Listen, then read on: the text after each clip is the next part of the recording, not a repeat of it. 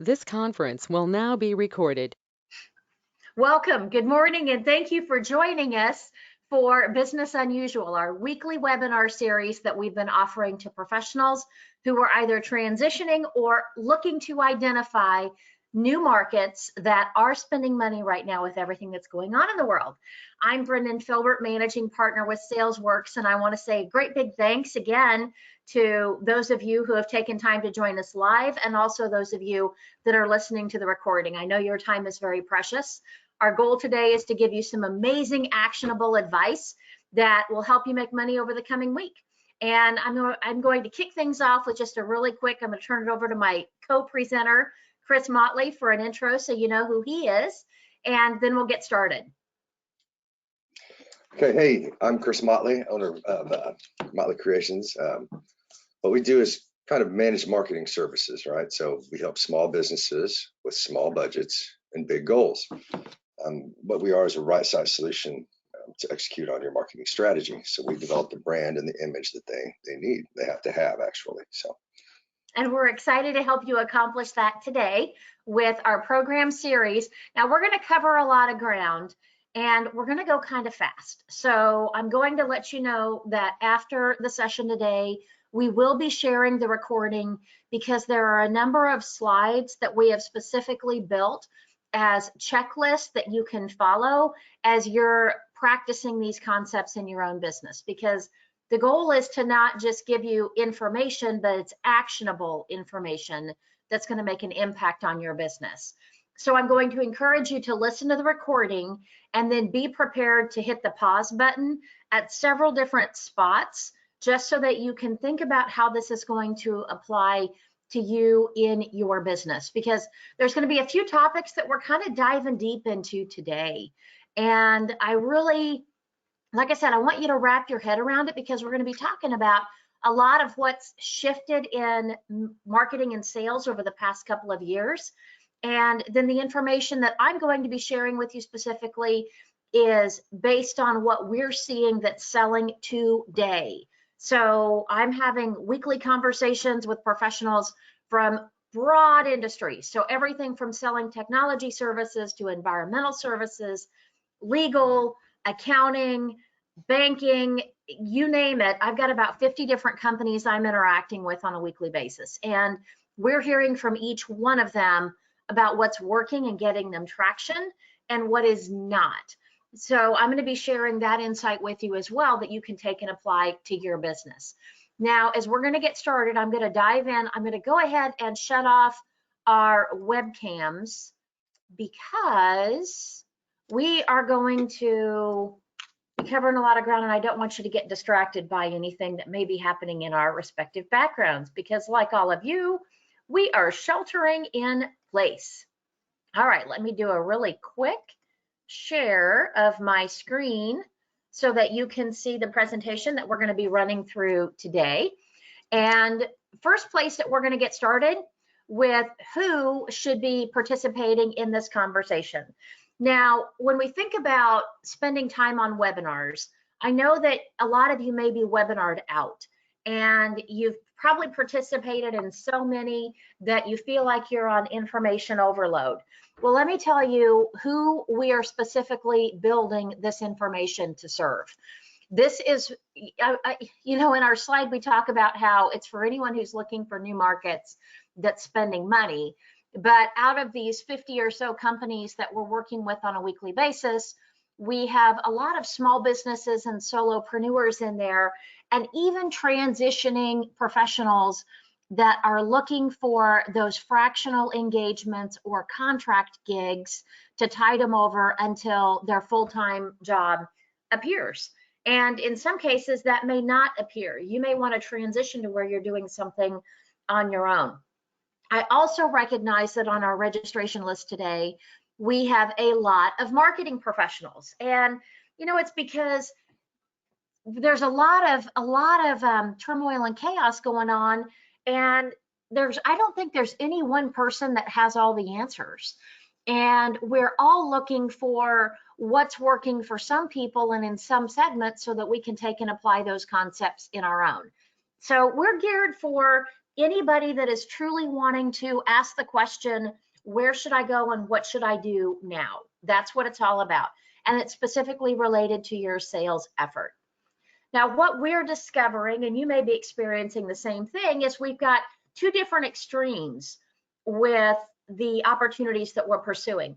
We either have business that has completely stalled out and prospects that aren't moving at all, and maybe even clients that have stepped back and taken a pause on perhaps projects that were already underway with you that now they've either halted or tabled or maybe even delayed until 2021. Or they are highly engaged prospects that need you to go to work yesterday. And it's, why aren't you sitting in my office right now instead of talking to me about what you can do? I need you to do it now.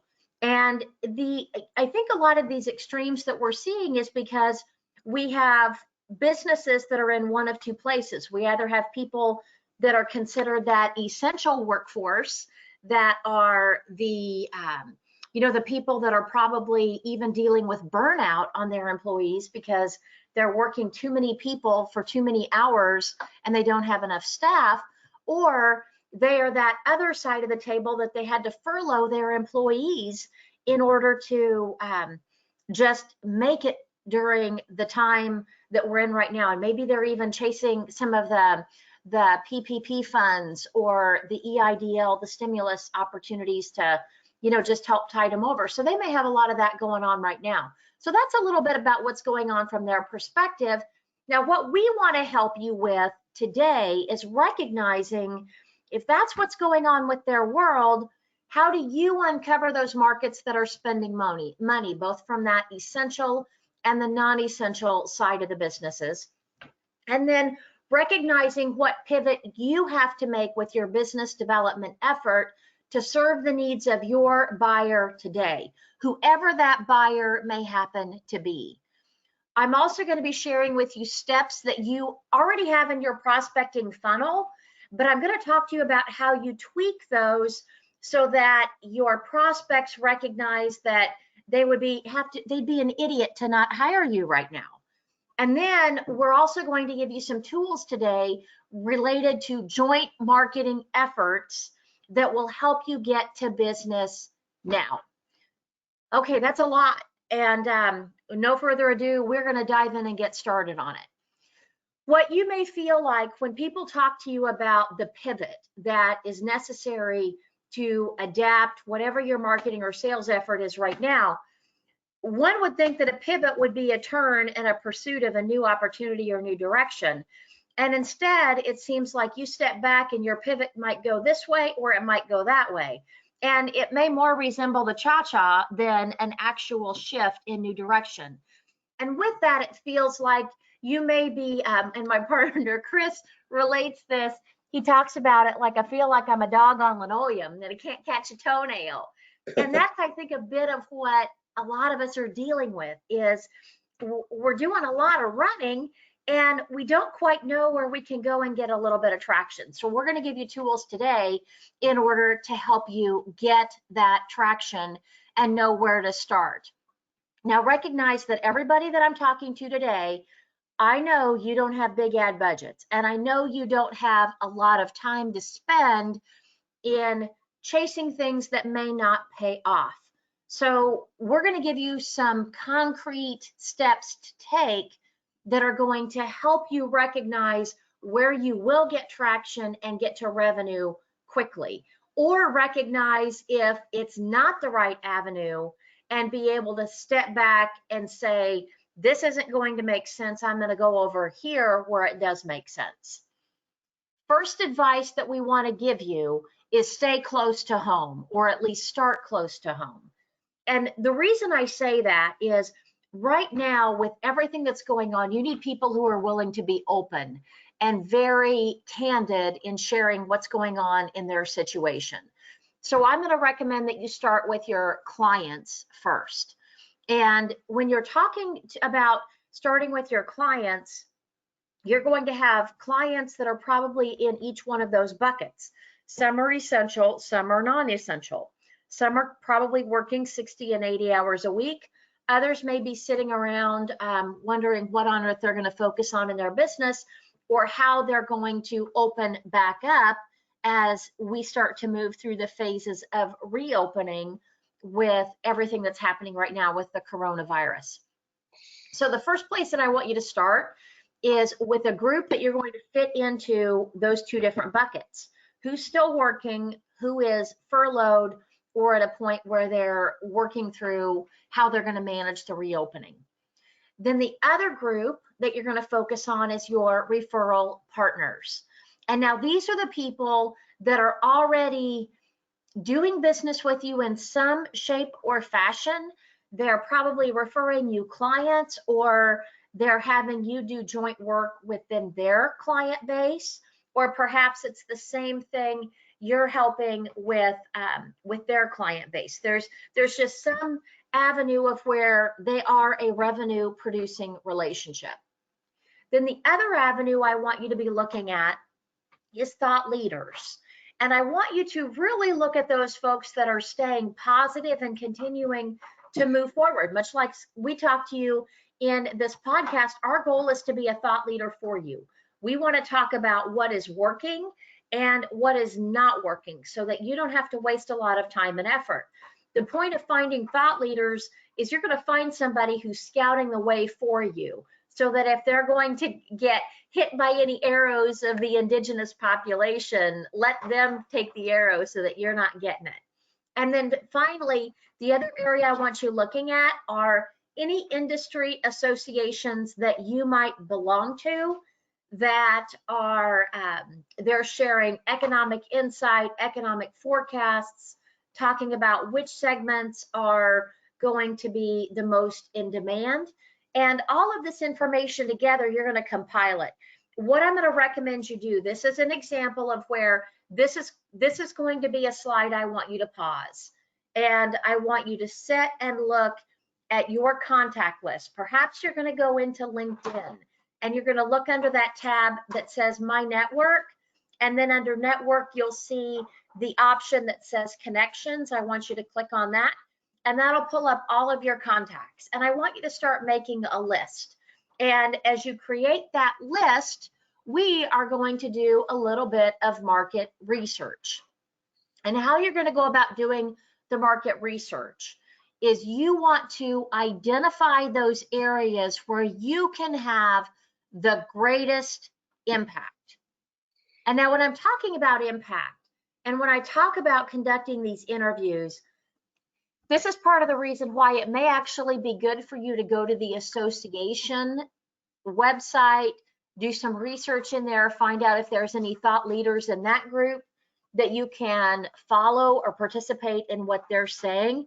Because what I want you to do is I want you to be very specific when you call and ask the questions. I don't want you to just talk about how are you managing cash flow right now. I want you to recognize that there's a lot of businesses that are probably participating in the various stimulus programs, which would mean instead of asking about money, it may be how are you supporting the added compliance requirements from accessing the stimulus funds, so that hopefully you can have a lot of those funds forgiven. So I want you asking something very specific that shows that you really do understand what they're going through, and taking time to spend 30 minutes or whatever it takes during this market research interview, they're going to recognize that you feel their pain, and you may be able to offer help and resources in order to navigate through this, or even just a different way of looking at their problems.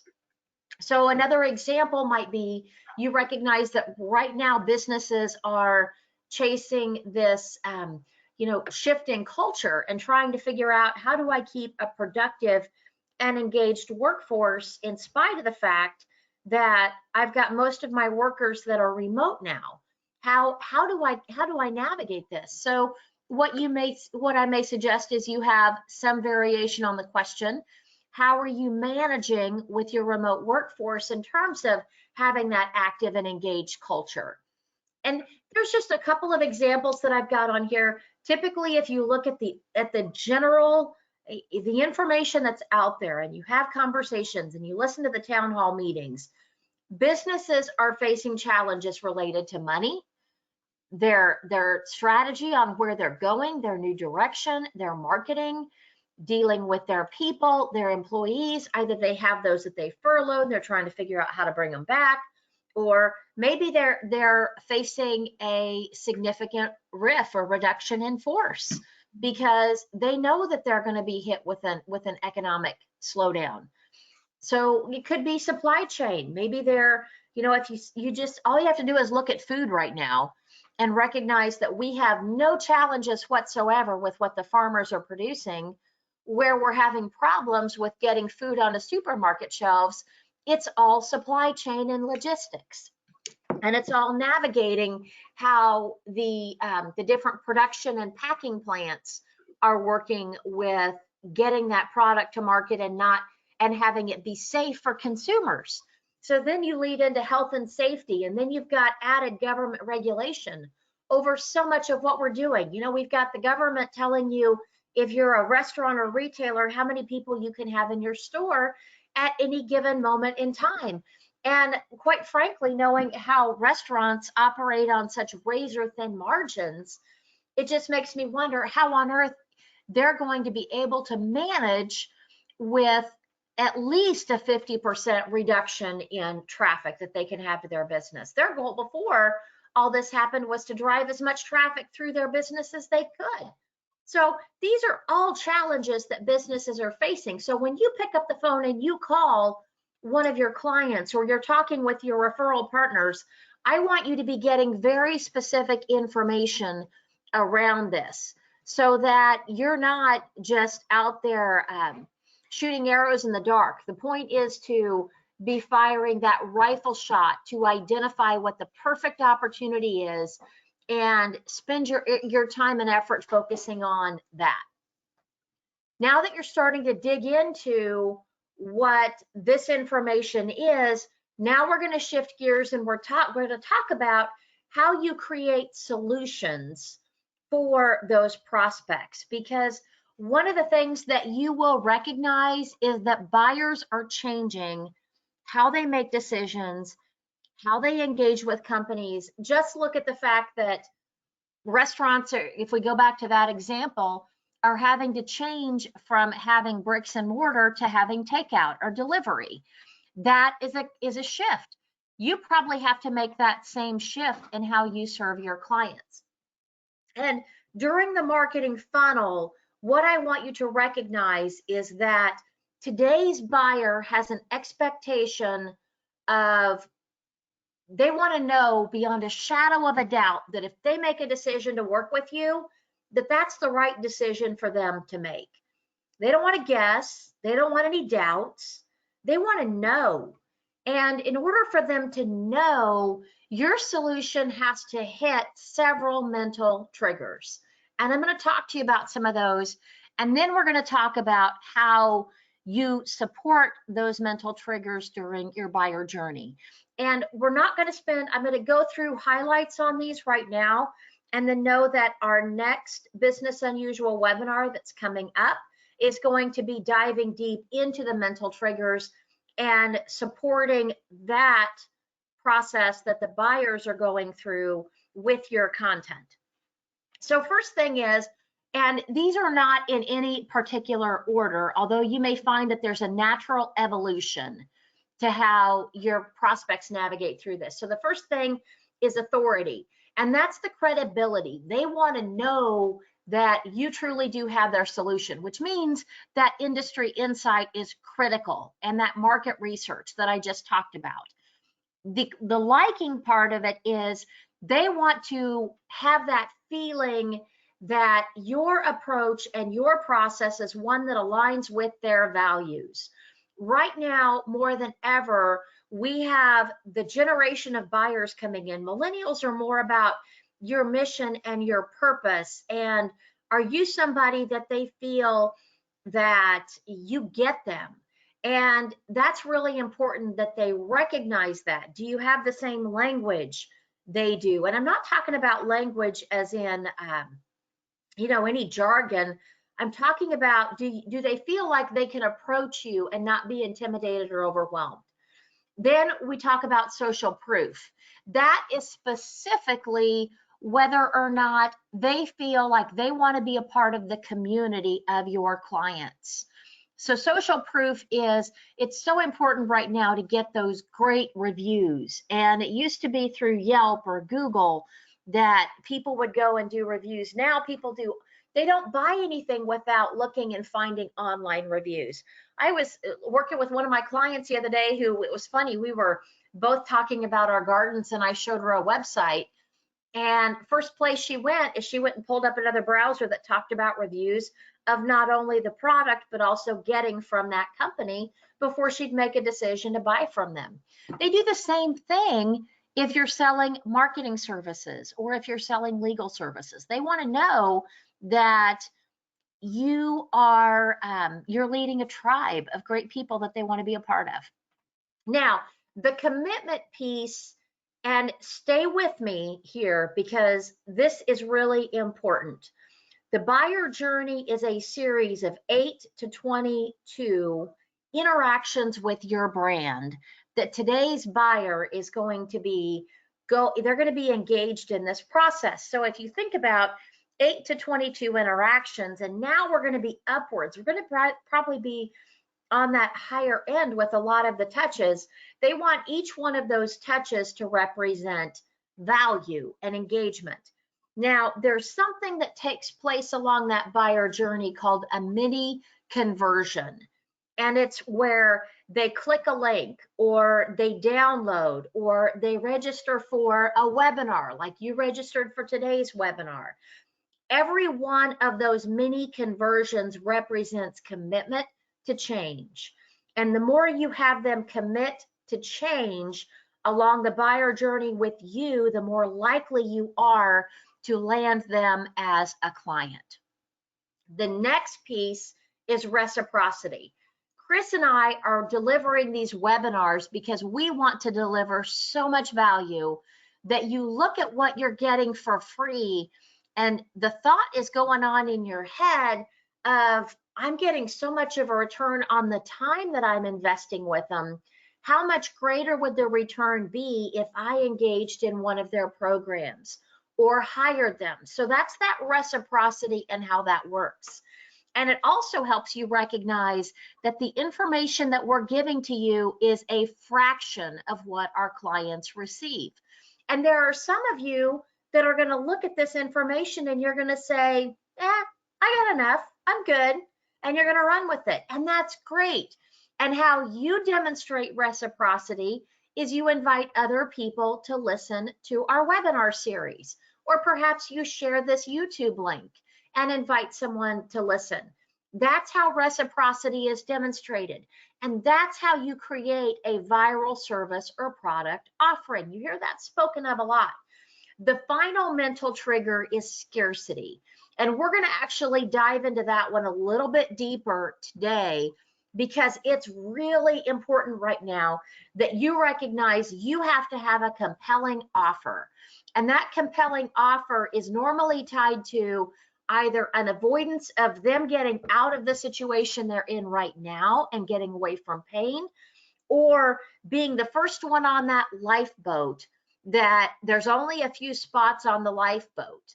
And they want to make sure that whatever new approach is going to save their business or help them avoid a significant iceberg moment, you want them to be a part of it. And that's how buyers are working today. So now we're going to talk about the different ways that you can solve problems for your clients and for your prospects during the buyer journey. And remember, I'm going through this really fast today, but this is another slide. I'm going to want you to listen to the recording and then pause and go through and check whichever of these you are going to focus on first. Because the point of getting traction is not to do everything, but it's to pick one thing that you are going to incorporate in your prospecting or marketing strategy, and you're going to put it to work and you're going to do it hopefully today. You know, the sooner the better is how we look at it. So when you're thinking about this, you're going to look at, first of all, the content that you can create. And content has to do with everything from the articles that you're sharing to the conversations you're having on Facebook or LinkedIn. And remember, we want it to be a conversation. We don't want it to be a monologue. It might be through a webinar series that you're offering, much like we're doing with Business Unusual. Now, the resources that you're sharing, what I'm specifically talking about there, and I'm going to actually throw out an example here real quick. So one of my clients is in the insurance industry, and they serve mid-market companies. And what they found is that nobody's looking at their insurance at this particular moment, but they are trying to figure out how they navigate the stimulus and accessing capital and some of the loan programs that are available. So every one of their insurance brokers, the producers, all stopped focusing on insurance for about a 30-day time period, and they started playing banker. They started researching their clients and finding out how many employees, how much in revenue, what was needed, what did their financials look like, and then they actually created a portal where they would capture financial statements, they would capture tax returns, they would basically prepare a checklist for their clients to dump all of their information in. And then what they did is they went to a number of their bankers that they worked with on a regular basis that they knew were highly responsive, and they took the complete package of information necessary for that banker to look at it very quickly and say, yes, we can help them, or no, we can't. Here's who you should go to next.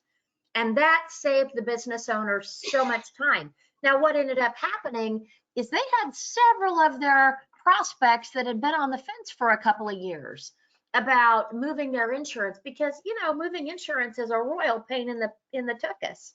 So what they ended up getting is they had several of these clients that said, you know what, you've done so much more to help us in the past 30 days than our broker has in the entire year.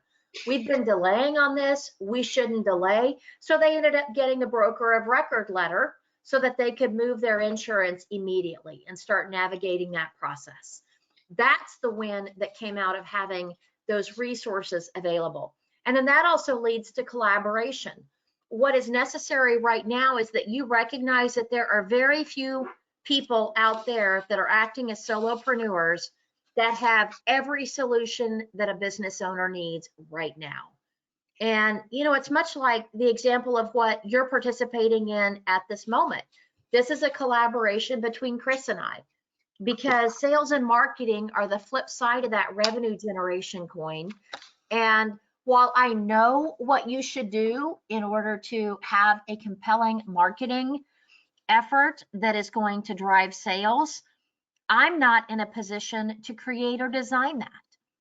And Chris is. And that's why it's an amazing collaboration that's going to create great value for you. The level of professionalism that it's allowing me to demonstrate is also exponentially greater than it would be without his effort. So there's so much to it right now. It's where 1 + 1 referral math is 1 + 1 can equal 10,000. And through this collaboration, Chris and I have also created an entry-level solution. We have a lot of our clients that are in transition, that maybe they're moving from job A to job B, and job B, they don't quite know what it looks like yet. It's out there.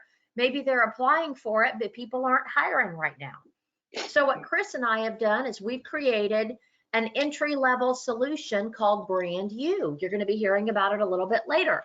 But what it is an offering that blends what Chris can do and what I can do to serve somebody who is looking for whatever is going to produce their household income, how they're going to get revenue, how they're going to get to revenue. And we answer that question. Now, trial programs. I want to talk about that for a second, because maybe what you've had is this solution that is a 3 or 6 month engagement. Perhaps you need to step back and you need to think about how can you create more of an onboarding solution. So instead of engaging for a 6 to 12 month consulting engagement, instead what you're going to do is a brainstorming, a priority or strategy session that you are going to offer, that it's $2,500 instead of $25,000. I have one of my clients that is offering this in a contest where she's actually giving it away for 3 businesses, and then the other she's offering it for 50% off of what it would normally cost. And that's an amazing value for the businesses, and it's also fantastic for her because it lets her try out a different prospect or a different market niche to figure out exactly where and how. Again, it reduces the risk on both sides. She's not doing work that she's going to be at risk of not getting paid for, and they have the opportunity to try before they really go all in and buy. So they spend a fraction of what they would normally spend in order to have that certainty. The other thing that you may think about is payment plans. And when we talk about payment plans, you know, for instance, Chris and I, with our Brand You program, we're immediately offering something that they can either pay a lump sum, or we've got options where they can pay it out over the 60 or 90 days that the program is underway. And there are so many different solutions that you can offer right now that even automate that. We use Stripe, and there's a number of different services that are out there that'll let you set up payments that you just put everything into the system, and then it automatically goes, and you don't have to chase down invoices or do collections every single month. So there are so many opportunities that you have to engage in a way that will not put you over. You're not going to be overexposed or overextended with somebody that may not be paying you for a period. You also want to spread out those payments over the time that it takes you to deliver your solution. So I tend to recommend that you don't go farther out than that, just so that you're not at risk for collection issues later on down the road. But these are a lot of things that you can think about in terms of creating the offer and what it might look like. So this is where we talk about building that scarcity trigger or satisfying that scarcity trigger. What I'm going to encourage you to do is think about what your offer might be, that right now, if they act, they have, and maybe it's a discounted pricing. I would recommend you not do as much of that, but you think about instead how you can create an entry level access point. So for example, if someone were to hire me for coaching, it may be $1,000 a month, and it's a minimum of a 3-month engagement. Or in some cases, depending on how much we're supporting their marketing effort, it may be $1,500 a month. And that's a kind of a chunk that sometimes people aren't in a position to take advantage of. And maybe they don't want to make that commitment, but instead what they can do is say, you know what I'm going to do instead is I'm going to jump into the workshop that's $9.95 and see how that works. So there's any number of ways you can put together an offer. And I want you to think about what makes sense for your new market that you've discovered. What would they act on and engage in now? And rather than just brainstorming, there's a reason why earlier in the presentation, the very first step that we're having you do is market research. And it's important that you do that early research so that whatever offer you create, you've got the information that says the market wants this, and most importantly, they will pay for it. So you want them to be a part of that process. And engaging today's buyer is not just a matter of picking up the phone and calling and them saying, you know, sure, why not? I'm all in. Take me, I'm yours. Oh, it would be great if it worked like that. It doesn't. So unfortunately, or fortunately, today what we have to do is we have to create campaigns that happen with your prospects. And what it looks like, you may start at the top of the funnel And this is where most people normally, we're all about lead generation and we're all about capturing people, but we forget all about this other stuff. And instead, we substitute that other stuff with making lots of one-on-one calls, picking up the phone and saying, hey, just checking in. Hey, wanted to see how progress was going. Hey, wanted to see how quickly we were going to get started. And that is nothing but a great big neon sign over your head saying, oh, here she comes again. Well, I'm going to be stuck on the phone for 10 to 15 minutes. We're trying to figure out how to dodge her. That's what happens if you don't pay attention, excuse me, to the prospecting funnel. And what that looks like, and I'm going to walk you through this. The first step is when you engage with a lead, and whether that is through an introduction, whether it's through somebody landing on your website, or whether it's through a lead that you've generated through a marketing campaign, you immediately want them to move into a nurturing funnel. And that nurturing series of emails is typically 4 to 6 emails that's sent out over a 2-week time period that is specifically designed to solve problems, provides case studies so that they see what being a part of your community looks like. Maybe they have the opportunity to engage in your community. There are a number of ways you can create. We've got the prospecting challenge group that you can hop in, and the more you participate in there and you ask questions, the more access you have to Chris and I to answer those questions and to also interact with other participants. You're also going to hear in that community about what we've done to support others who are on the exact same journey that you're on. And that's how communities work. Communities do the heavy lifting on your selling process, so you don't have to do it. You also want to create those limited time offers. And maybe the limited time offer is you need to act, because every single minute you wait is costing you in some area of your life.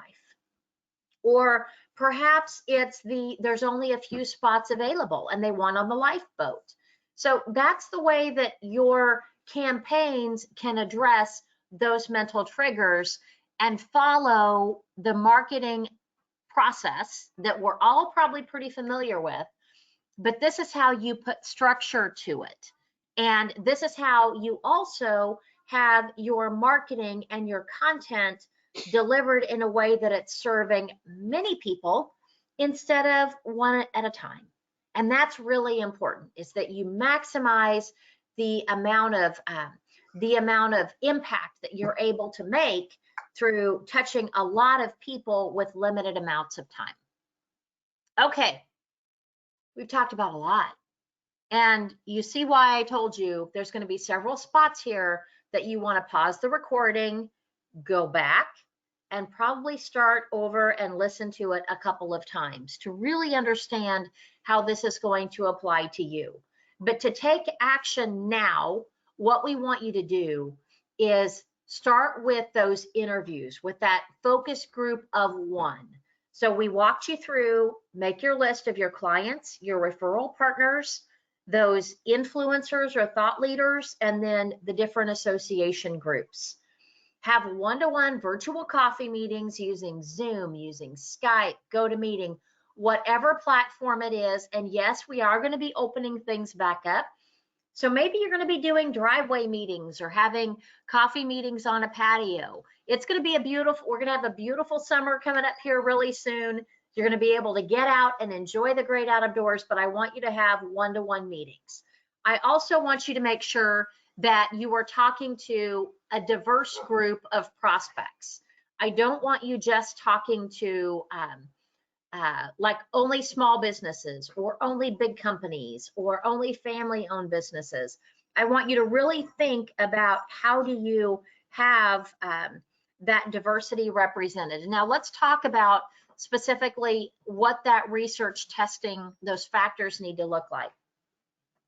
If you're in marketing, you're probably very familiar with the concept of split testing or A/B testing.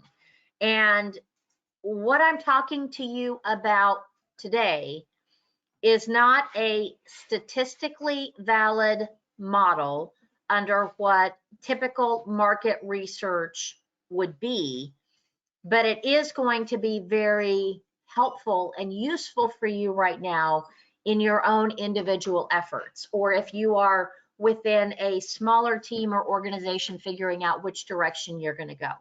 So I'm going to start out with that disclaimer, but there are a lot of practices that come from those market research approaches that I do want you to apply. So first thing is finding that common group. So when I say common group, if you're going to have, let's use HVAC contractors, for examples, or those heating and cooling, what you're going to want to do is have all people from the same industry, but maybe you're going to pick a few, maybe it's going to be a CMO from a company that may be the size of Train, but then you're also going to be looking at, okay, and then who are the big Train brokers or dealers here in this market?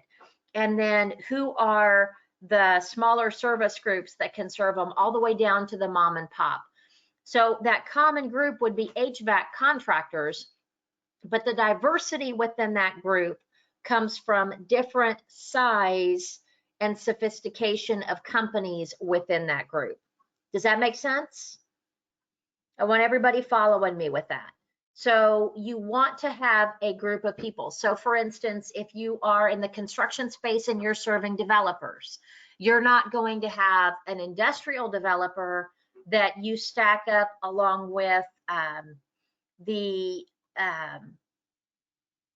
retail developer or multifamily housing developer. You're going to want to have like 3 to 5 multifamily housing developers that you interview, or 3 to 5 industrial brokers that you interview, because they're all serving different segments. The sample size has to be adequate. So I don't want you to have a conversation with one person and make assumptions based on that one conversation that you understand what's going on in that vertical space. I don't want you to interview less than, like I said, at least 3 to 5. I'd recommend more than 5. I also want you to prepare your questions in advance of that interview so that you are consistent with your approach and how you're gathering the data. And how you're going to capture the data, I would recommend that you don't just listen. Maybe you record the call. That's part of the reason I love using GoToMeeting, because it's easy to record the call so that you can go back and compare the information. And then once you've got that information captured, you want to put it all into one space. So if you're going to dump it into an Excel spreadsheet, you know, just some place where you can pull everything together, look at it in one place.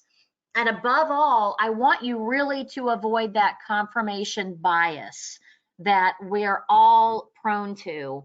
With every conversation, I want you thinking about just being a sponge and absorbing whatever it is. And that's another reason why it's important for you to prepare those questions in advance so that you are avoiding that confirmation bias. So I don't want there to be any assumptions. I don't want you to shape the approach based on what your assumptions are. I just want you to gather that information and data. And then you're going to look at how you need to adjust to the evolving buyer journey. During those conversations, you're going to find areas that you can provide value. I want you to be thinking about how you can create emotional equity. And the emotional equity that you can create, remember that buying trigger of reciprocity. This is how it works. This is where you solve problems, either through brainstorming, giving them, have you tried this? Have you thought about this? Have you considered that? Or you introduce them to great resources. I've spent more time introducing bankers and accountants in the past 30 days than I have in the entire, 2019 year. And that's what people need right now. They need access to solutions, and they need people that can really help them navigate through situations that they've never encountered before. And we are all there. None of us have ever gone through this before. We've never had to deal with a global pandemic on this scale. This is, this is dark ages kind of stuff that we're living through right now. And it's up to, we're all working together to figure this out. And the buyer journey right now needs to be an all hands on deck, and relating how your experience in sharing previous, it's an example of, I've been through, my very first year in consulting was 2001. And let me tell you, it was fun trying to learn how to sell sales consulting services when we're going through that. And then the recession that followed, and then the housing crash. And, there's been so many ups and downs, but I have navigated those, and I can show you how I watched companies in the early stages of my career, and then I supported others later in my career with navigating through those. So I can share the previous success in my accomplishments. And you can do the same thing by talking about what you did in your career and what you've done in order to help your previous employer navigate through that. Also, make sure that during the buyer journey, you have a lot of opportunities for those mini conversions. You want them to be able to commit to action, download a document, participate in a community, join a webinar, listen to the recording, sign up for the weekly newsletter. There's so many things that you want people to do during that journey in order to commit to working with you. And it's important that you are evolving your process during this. All right. Now, I know I have a tendency to deliver a lot of information in a short amount of time. And Chris, what do you call it? Drinking from the fire hose. Yeah.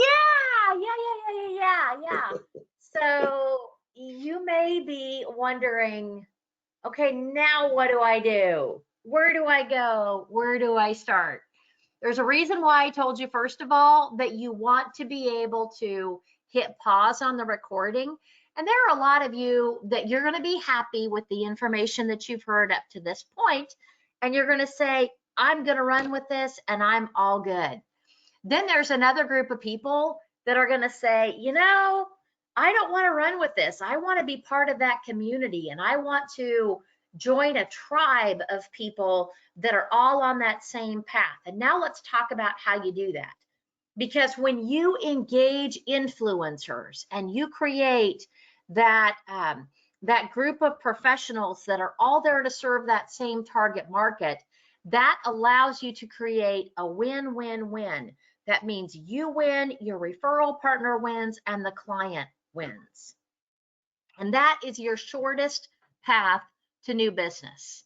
So I'm going to give you an example. So right now, it's Chris and I are collaborating on our new program offering. And what I'm doing is I am opening up my entire client base to Chris for them to recognize what he can do. And he is opening up his client base to me to recognize the benefit of how I serve them. And then together we're interviewing those people, pulling them together to be able to recognize whether it's my solution, whether it's Chris's solution, or whether it's a shared solution that will help them get the outcome that they're looking for. So when we're talking about sharing the funnel, it truly is it's like you are teaming up and it's a joint venture. And then together you create the value added solution. So this is where you build that partner offering that part of it's me and part of it's Chris. And we've recognized that it makes a lot more sense to get to business in that way, because it truly is that shortcut that instead of having to satisfy the 8 to 22 touches, Chris can borrow my influence or lend me his with his contacts in order to get to the sale that much faster.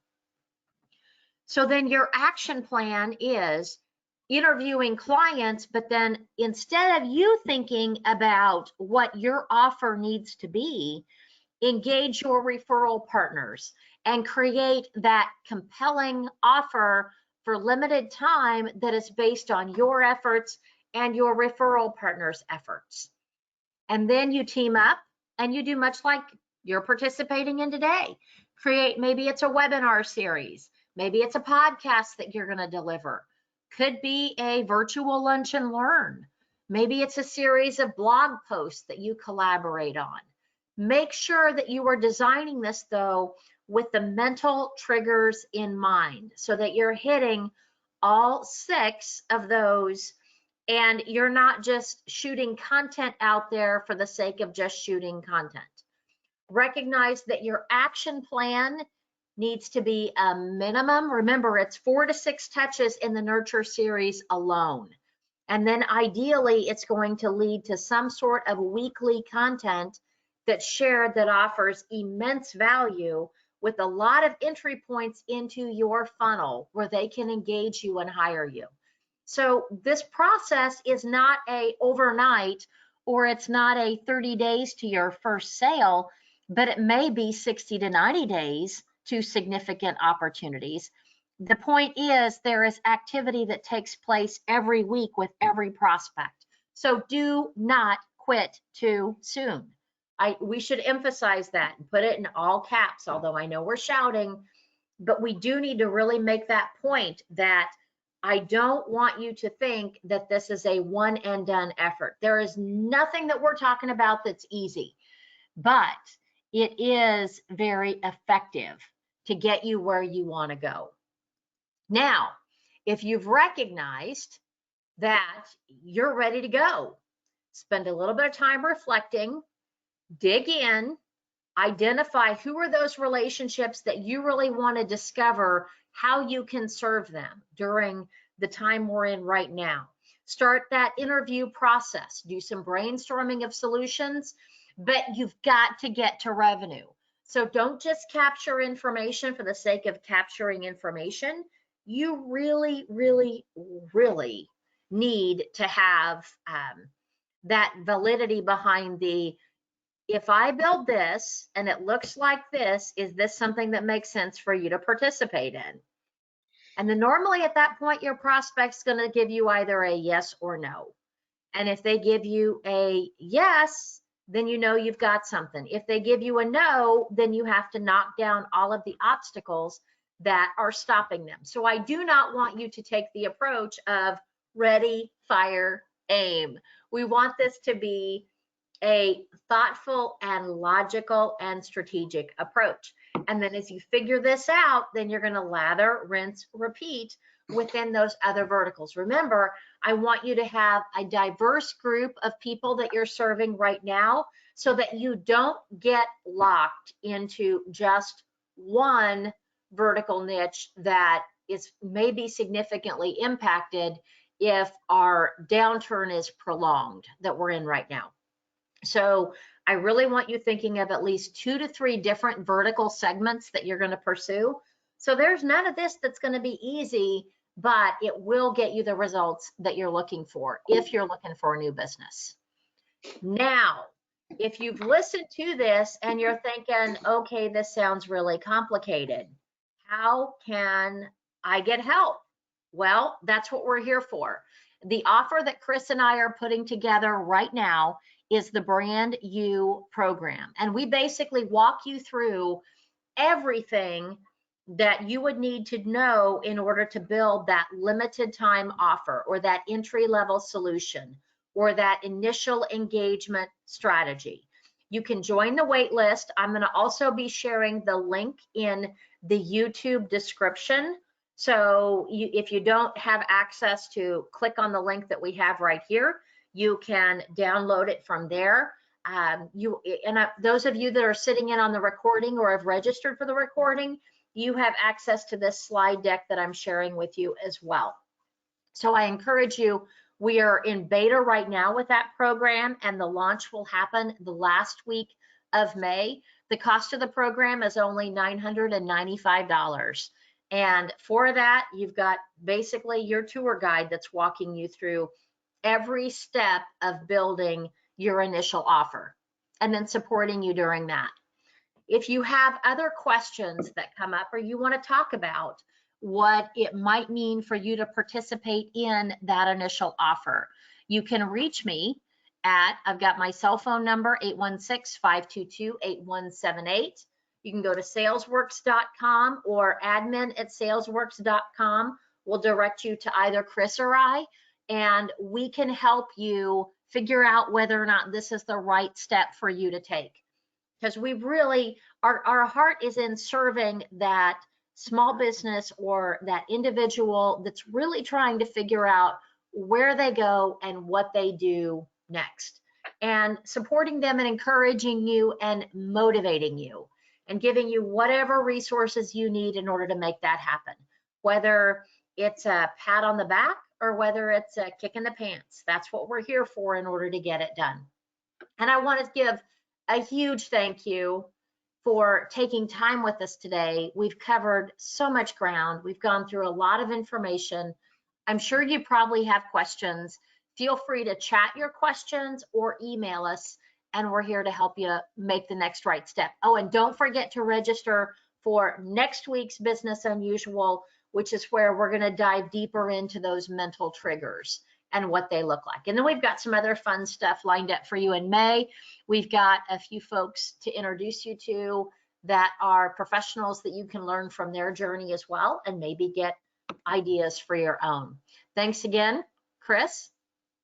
I'd like to thank you all for joining us today, and keep in mind that we have several different levels of support. We have communities that you can join on Facebook and talk to people that maybe are in your same vertical or are kind of having the same issues that you are. And I firmly believe, we both firmly believe in having mentors and people to bounce these ideas off of in these difficult times. So thanks again for taking your time. We truly appreciate it.